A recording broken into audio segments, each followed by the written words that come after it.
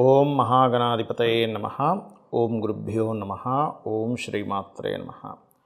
పరమేశ్వర స్వరూపమైనటువంటి జ్యోతిష, వాస్తు మరి ఇతర అనేకమైనటువంటి శాస్త్రములను మనకు అందించినటువంటి మహర్షులకి నమస్కారం. హయగ్రీవ హయగ్రీవ హయగ్రీవేతియో వదేత్ తస్య నిస్సరతే వాణి జహ్నుకన్యా ప్రవాహవత్. అరుణాం కరుణాతరంగితాక్షీం ధృతపాశాంకుశపుష్పబాణచాపాం అనిమాదిభిరావృతాం మయూకైః అహమిత్యేవ విభావయే భవానీం. శ్రీమాత్రే నమః.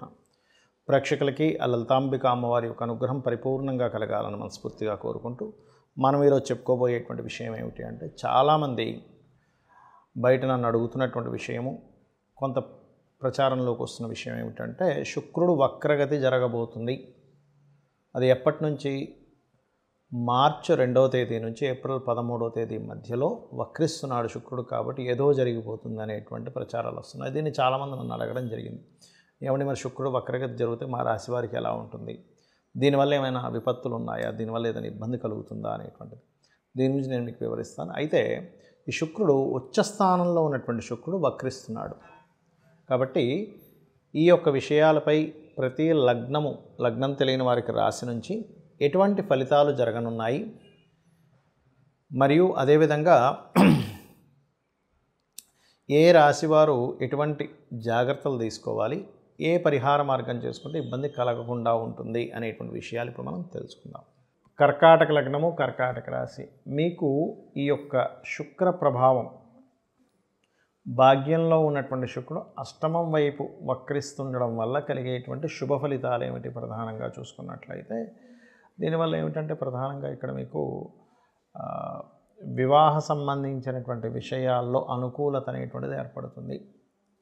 వివాహం కోసం ఎవరైతే ప్రయత్నం చేస్తుంటారో, మరియు అదేవిధంగా కొన్ని ఇన్వెస్ట్మెంట్స్, గతంలో చేసినటువంటి కొన్ని ఇన్వెస్ట్మెంట్స్ ఏవైతే గతంలో ఇప్పుడు కుజుడు ఉండడం వల్ల కొంత స్ట్రెస్ అయినటువంటిది, 12వ స్థానంలో కుజుడు వల్ల కొంత స్ట్రెస్ ఉంటుంది. దానివల్ల కలిగినటువంటి గతంలో చేసిన ఇన్వెస్ట్మెంట్స్కి సంబంధించిన స్ట్రెస్ ఇక్కడ కొంత ఈ శుక్రుడు వక్రగతి వల్ల తగ్గుతుంది, గుర్తుపెట్టుకోండి. అలాగే మరొక విషయం ఏంటంటే, ఇక్కడ మరి జాగ్రత్తలు ఏం తీసుకోవాలి కర్కాటకం వారు చూసుకున్నట్లయితే, ప్రధానంగా ఇక్కడ అప్పులు ఇవ్వడము, అప్పులు తీసుకోవడము, ప్రయాణాలు, ఎవరైనా గురుతుల్యులు, గురు సమానులు అయినటువంటి వారితో అనవసరమైనటువంటి వాళ్ళ కోపం తెప్పించి అనవసరమైనటువంటి ఆగ్రహానికి ఇదై వాటికి ఇబ్బంది ఇటువంటి సిచ్యువేషన్స్ వస్తాయి అన్నప్పుడు కాస్త జాగ్రత్తగా ఉండండి. అలాగే దేవతా కార్యక్రమాలు, దేవతా సంబంధించిన ఏమైనా కార్యక్రమాలు చేసేటప్పుడు ఎక్కడ దోషం లేకుండా చేస్తూ ఉండాలి. శుక్రుడు వక్రించినప్పుడు, భాగ్యస్థానం నుంచి శుక్రుడు వక్రగతి కదా, అంటే మీనరాశి నుంచి శుక్రుడు వక్రించినప్పుడు ఇటువంటి దోషాలు ఏర్పడుతుంటాయి. కొంతమంది చూడండి, యజ్ఞాలు హోమాలు ఏవో చేస్తూ అక్కడ ఏదో చేసేటువంటి దీంట్లో కొంత ఈ ఇబ్బంది పడుతూ ఉంటారు. అలాగే మరొక విషయం ఏంటంటే, ఇక్కడ గమనించుకున్నట్లయితే ఈ శుక్రగ్రహం ఏదైతే వక్రగతిలో ఉందో, ఈ సమయంలో ప్రధానంగా మీ యొక్క జీవిత భాగస్వామి ద్వారా ఏదైనా ధనం సంబంధించినవి లేదా పార్ట్నర్స్ ద్వారా డబ్బులు రావడం అనేటువంటిది చాలా స్పష్టంగా గోచరిస్తుంది. అయితే ఇక్కడ మీరు ఈ వాటర్ ప్లేసెస్కి వెళ్ళినప్పుడు కానీ, లేకపోతే ఈ యొక్క విషయం వల్ల అనవసరంగా కోర్టు కేసులు అవుతాయి అనుకునేటువంటి సందర్భంలో కానీ కొంత జాగ్రత్తగా ఉండండి. ఇక మీరు చేయవలసినటువంటి దేవతా ఆరాధన, ముఖ్యంగా స్కందుని యొక్క ఆరాధన చేయండి. మరి అప్పుల బాధలు ఎక్కువగా ఉండేటువంటి వారు ఓం అపర్ణాయై నమః అనే మంత్రము, మరియు ఓం సంపత్కరీ సమారూఢ సింధుర వ్రజ సేవితాయి అనే మంత్రం చేయండి. ఎందుకంటే ఇక్కడ ఏమవుతుందంటే, ఈ అప్పులకు సంబంధించిన విషయంలో మనకు తెలిసిన వాళ్ళు కదా ఎవరికి అప్పు ఇవ్వడం, ఇట్లాంటి విషయాల్లో కాస్త ఇబ్బంది అనేటువంటిది జరుగుతూ ఉంటుంది. ఇక మీరు ఈ నామాన్ని నిత్యము 40 మినిట్స్ కనుక చేసుకున్నట్లయితే అన్ని విధాల బాగుంటుంది. శుక్ర వక్రగతి వల్ల మరి జాతకం తెలియదండి నాకు, నేనేం చేసుకోవాలని అడుగుతూ ఉంటారు చాలామంది. దీనికి ప్రధానంగా శుక్రుడు ధనానికి, వివాహానికి, వాహనాలకి, గృహాలకి, లగ్జరీ ఐటమ్స్కి, ఇటువంటి వాటికి కారకుడు ధనానికి. దీనివల్ల ఏమిటంటే, ఎవరైనా సరే ఈ యొక్క అంశంలో శుక్ర వక్రగతి వల్ల వీటికి సంబంధించినటువంటి విషయంలో మీ జాతకం తెలిసినా తెలియకపోయినా, మీ నక్షత్రం ఏదైనా కానీ వక్రించినంత కాలము కూడా, అంటే మార్చి 2వ తేదీ నుంచి ఏప్రిల్ 13వ తేదీ వరకు ఈ యొక్క విషయాల పట్ల కాస్త జాగ్రత్తగా ఉండండి. ఒకటి. ఇక రెండవ విషయం ఏంటంటే, దీనివల్ల దేశకాల పరిస్థితుల్లో ఏదైనా మార్పులు వస్తాయా? శుక్రుడు ప్రధానంగా ధనానికి కారకుడు కాబట్టి ఇక్కడ ఏంటంటే, ఈ ధనానికి కారకుడు ఈ కుంభరాశిలోకి వక్రించి చూడడం వల్ల కొన్ని విషయాల్లో ఎలా ఉంటుందంటే కొన్ని దేశాలకు ఆర్థిక మాంద్యం రావడం, అదేవిధంగా ఫైనాన్షియల్ రిలేటెడ్ సంబంధించిన విషయంలో ఇక్కడ ప్రధానంగా ఏంటంటే మీకు ఎప్పుడైతే ఏప్రిల్ నుంచి ఈ 4 గ్రహాలు 5 గ్రహాలు పంచగ్రహ కూటమి ఈ గ్రహ కూటములు ఉన్నాయి. ఈ గ్రహ కూటమి నుంచి బయటకు వస్తున్నటువంటి శుక్రుడు కాబట్టి ప్రధానంగా కొన్ని పార్టీల్లో ఎవరైనా కూటమిగా ఉన్నటువంటి దాంట్లో నుంచి లేడీస్ ఉంటారు కొంతమంది సభ్యులు, అందులో వాళ్ళు కొంచెం బయటికి రావడం కానివ్వండి. అదేవిధంగా మరొక విషయం ఏంటంటే షేర్ మార్కెటింగ్ రిలేటెడ్ సంబంధించినటువంటి విషయంలో బుధుడు షేర్ మార్కెట్కి కారకుడు. ఈ షేర్ మార్కెట్కి కారకుడైనటువంటి బుధుడు కూడా మనకి మీన రాశిలో ఉంటాడు. ఆ మీన రాశిలో బుధుడికి ఎవరక్కడ మీకు సపోర్ట్ని ఇస్తారు అంటే శుక్రుడే సపోర్ట్ని ఇస్తాడు చెప్పాలంటే, ఎందుకంటే నీచభంగ రాజయోగాన్ని ఇచ్చేటువంటి గ్రహం శుక్రుడు. కాబట్టి ఎప్పుడైతే ఈ 2 మార్చి నుంచి ఏప్రిల్ 13 మధ్యలో సడన్గా ఒక్కోసారి చూడండి షేర్ మార్కెట్ విషయంలో డౌన్ఫాల్ అయిందండి అంటూ ఉంటారు, అలా సడన్గా తగ్గడం కానివ్వండి. అదేవిధంగా మరొక విషయం ఏంటంటే ఇక్కడ ఈ శుక్రగ్రహం వల్ల కొన్ని లగ్జరీ ఐటమ్స్ ఇట్లాంటివి ఉంటాయి. లగ్జరీ రిలేటెడ్ సంబంధించినటువంటి ఐటమ్స్ విషయంలో కొంతమంది చూడండి బిట్ కాయిన్స్ అని రకరకాలవి పెడుతూ ఉంటారు.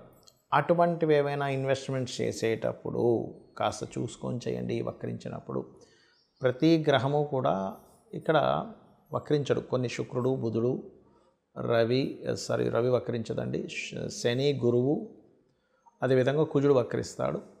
ఈ వక్రగమనం అంటే నిజంగానే వెనక్కి తిరగడం కాదు, ఈ యొక్క సర్కిల్లో మనకి వెనక్కి వెళ్ళినట్టుగా ఆ యొక్క ప్రభావం పడుతూ ఉంటుంది, అంతేగా నిజంగా వెనక్కి అని రావు. రాహుకేతులు సహజంగానే వక్రించుంటాయి. అయితే ఈ వక్రగతిలో గ్రహాలు ఉన్నప్పుడు ప్రత్యేకంగా మీరు అమ్మవారి యొక్క నామం, ముఖ్యంగా లక్ష్మీదేవి యొక్క అష్టోత్తరము, లక్ష్మీ స్తోత్రాలు, దేవి యొక్క ఇవి చేస్తూ ఉన్నట్లయితే అన్ని విధాలా మీకు బాగుండడం జరుగుతుంది.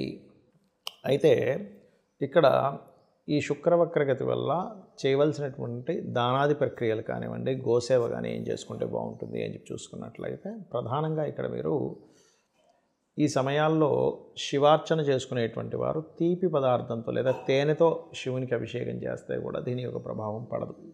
రెండవది, గోవులకి చపాతీలు 3 చపాతీలు తీసుకొని దాని మీద తేనె పూసి చక్కగా మీరు తినిపించినట్లయితే, అలా తినిపిస్తూ కూడా లలితా సహస్రనామాల్లో ఓం కామేశబద్ధం మన లలితా సహస్రనామాల్లో ఓం సంపత్కరీ సమారూఢ సింధుర వ్రజసేవితాయై నమః అనే నామస్మరణ చేయడం చాలా ముఖ్యమైనటువంటి అంశం. అదేవిధంగా మరొక విషయం ఏంటంటే ఇక్కడ ఈ యొక్క శుక్రగ్రహ సంబంధించినటువంటి విషయం ఏదైతే ఉందో ఈ కాంబినేషన్లో పర్టికులర్గా మరి కొంతమందికి శుక్రగ్రహ ప్రభావం వల్ల వాహన సంబంధించింది కూడా కొంచెం జాగ్రత్తగా ఉండాలి. వాహనాలు కొనుగోలు చేసేటప్పుడు, గృహాలు కొనుగోలు చేసేటప్పుడు అని చెప్పాను కదా. ఎప్పుడైనా సరే ఇలా వక్రించినప్పుడు మీ జన్మజాతకంలో కనుక వాహన సంబంధించిన కొనుగోలు చేసేటువంటి గ్రహాలపైన ఏదైనా పాపగ్రహ సంచారాలు జరుగుతున్నా, లేదా మీకు నడుస్తున్నటువంటి మహాదశల్లో అంటే 3వ స్థానాధిపతి లేదా 11వ స్థానాధిపతి, 9వ స్థానాధిపతి ఫలితాలు వస్తున్నప్పుడు కూడా వాహన సంబంధించినవి కొనుగోలు చేయడము, అదేవిధంగా శుక్రుడు పాడై ఉండి కొంతమంది జాతకాల శుక్ర మహర్దశ నడుస్తున్నప్పుడు కూడా ఈ వక్రించినప్పుడు కొంత జాగ్రత్త పడాలి. ఇవన్నీ ఒక ఎత్తు అయితే ఇక్కడ మీరు లలితాంబిక అమ్మవారి యొక్క అనుగ్రహాన్ని మీరు పొంది అంటే నిత్యము లలితా సహస్రనామాలు చేసుకుంటూ గోసేవ కనుక చేస్తూ ఉన్నట్లయితే లేదా లక్ష్మీ అష్టోత్తరాలు చదువుకున్నట్లయితే శుక్రగ్రహ వక్రగతి అనేటువంటిది మీకు ఎక్కడా కూడా నెగిటివ్గా పడదు, పాజిటివ్గా ఉంటుంది. శ్రీమాత్రే నమః.